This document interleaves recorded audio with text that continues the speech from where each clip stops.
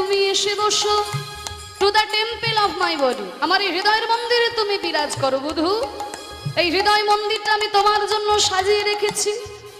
আজকে নয়নে নয়নে গোবিন্দ রাধারানীকে বলছি, ও রাধে, আমি যে তোমার হৃদয় মন্দিরে গিয়ে বসবো, হৃদয় মন্দিরে কি রেখেছো? আমি যে বিশ্রাম নেব, তা বিশ্রাম করার জন্য কি রেখেছো?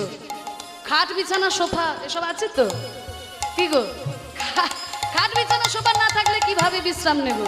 বলে বধূ, তোমার কোনো চিন্তা নেই, আমার এই হৃদয়ের মন্দিরের মধ্যে তোমার জন্য সব সাজিয়ে রেখেছি।